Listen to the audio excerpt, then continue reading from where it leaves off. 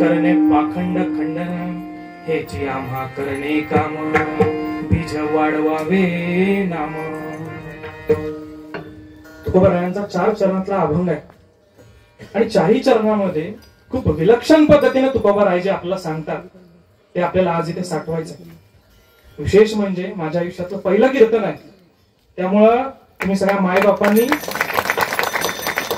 माझी काही चूक झाली तर ती सांभाळून घ्या आणि लेकराच्या मायेनं माझ्यावरती प्रेम करा.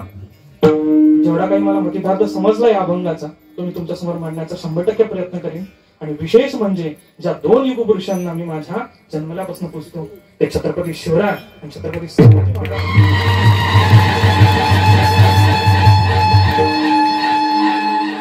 यांचं चरित्र आजच्या अभंगाच्या द्वारे मांडण्याचा थोडक्यात प्रयत्न करणार आहे. धर्माचे पालन करणे पाखंड खंडन हेची आम्हा करणे काम बीज वाढवावे नाम. तुकोबराय काय सांगतात पहिल्या चरणामध्ये?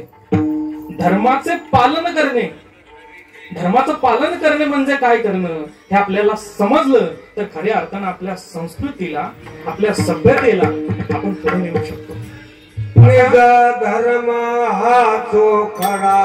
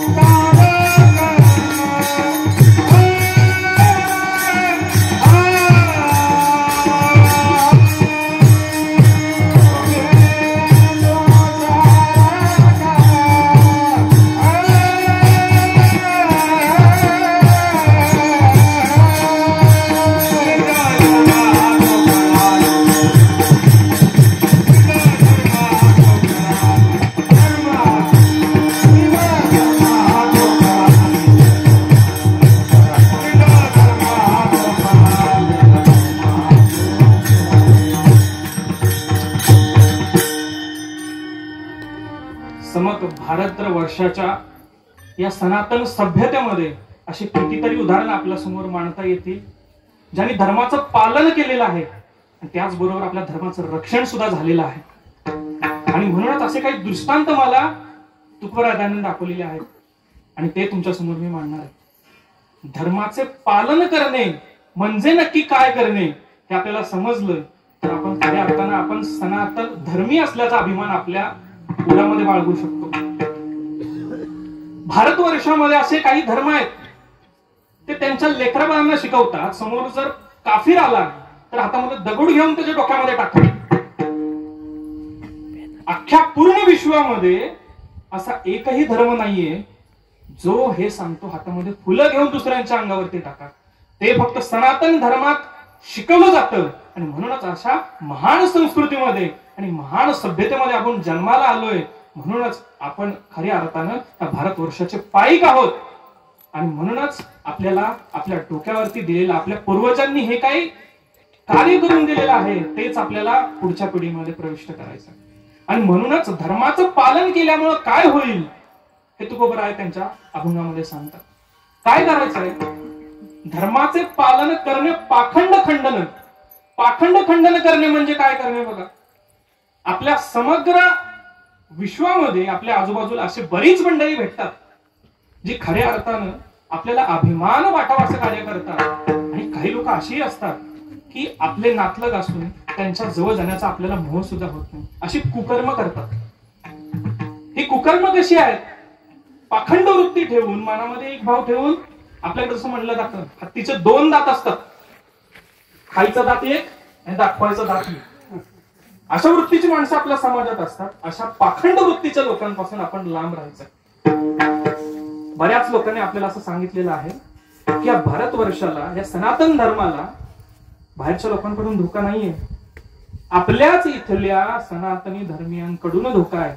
जे धर्माचं पालन करत नाही अशा लोकांना जगद्गुरु तुकोबराय पाखंडी असं म्हणतात. म्हणून अशा पाखंडी लोकांना हुडकून आपल्याला त्यांना सरळ मार्गावरती आणायचं, हेच आपलं काम आहे. करणे पाखंड खंडन. याच्याही पुढे जाऊन भारतवर्षामध्ये हजारो वर्षापूर्वीपासून अनेक आक्रमण झाली. जगाच्या इतिहासामध्ये जर आपण बघितलं तर या जगाच्या इतिहासामध्ये महान महान संस्कृती निर्माण झाल्या, लयाला सुद्धा गेल्या. ज्याच्यामध्ये मेसोपोटेमियाची संस्कृती असेल, चायनाची संस्कृती असेल, इजिप्शियन संस्कृती असेल आणि त्याच्याही उपरी असणारी आपली भारतीय संस्कृती असेल, तिला सिंधू घाटी सभ्यता असं म्हटलं जातं. जगाच्या इतिहासामध्ये ह्या सगळ्या संस्कृतींचा नाश झाला, परंतु प्राचीन असलेली ही भारतीय संस्कृती अजूनही आपण अभिमानानं आपल्या माय माऊली त्यांच्या कपाळावरती मिळवत आहे. आणि आपण सगळेच या भगवान परमात्म्याचे पायीक होऊन आपल्या कपाळावरती जो अभिर गुलाल घेत आहे. आणि म्हणूनच ही संस्कृती महान होती आहे आणि चिरकाल अशीच महान राहणार आहे. आणि म्हणूनच आपल्याला याचा अभिमान असला पाहिजे की अशा महान संस्कृतीमध्ये आपण जन्माला आलो. आणि म्हणूनच तुकोबराय सांगतात की धर्माचे पालन करणे पाखंड खंडन, त्याची आम्हा करणे काम, बीज वाढवावे नाम. आपल्या आजूबाजूला आपण बऱ्याच अशा गोष्टी बघतो की वासनांधतेनं अशा नजर डोळे आपल्या आई बहिणींवरती पडत असतात. त्याचं भीषण चित्र मी थोड्या वेळानंतर सांगणार आहे, ज्यावेळी मी शिवरायांचं चरित्र सांगेन. अशी वासनांध असलेली पाखंडी मंडळी सुद्धा आपल्या आजूबाजूला आहे. अशा पाखंडी मंडळींची जी नेत्र आहेत ती फोडून त्यांना नेत्रहीन करण्याचं काम आपल्याला करायचं आहे. अशा पाखंडी वृत्तीच्या लोकांचं असंच मर्दन केलं जाऊ शकतं. कारण तुकोबराय प्रत्येक वेळी मवाळपणेही सांगतात आणि हातामध्ये शस्त्र धारण करण्याची परिभाषा करतात. तुकोबराय असं ठिकाणी बऱ्याच ठिकाणी असं म्हणतात, मऊ मेनाहून आम्ही विष्णुदास कठीण वज्रास, कठीण वज्रास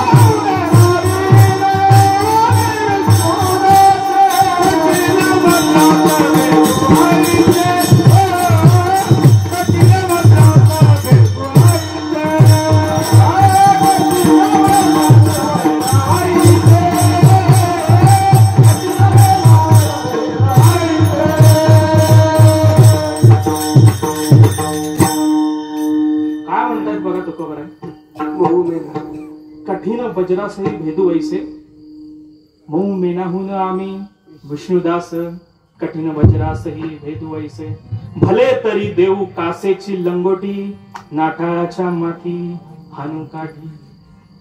म्हणजे आम्ही इतके, तुम्ही आमच्या काळजामध्ये घुसला तर आम्ही इतके मऊ आहे की मेनासारखे पाघळून तुमच्यामध्ये समाविष्ट होतो. परंतु तुम्ही जर आमच्यामध्ये आडकाठी करायला प्रयत्न करत असाल तर आम्ही वज्राहूनही कठीण होऊ, वेळ प्रसंगी आमची खालची लंगोटी काढून तुम्हाला देऊ. परंतु आमच्यावर असा प्रसंग आला तर हातामध्ये शस्त्र घेऊन तुमचं मस्तक फोडण्याला सुद्धा कमी करणार नाही. आणि असं करूनच आपल्या धर्माचं पालन आणि धर्माचं रक्षण आपण करू शकतो, असाच युक्तिवाद तुकोबराय आपल्याला इथे सांगतात. वज्रास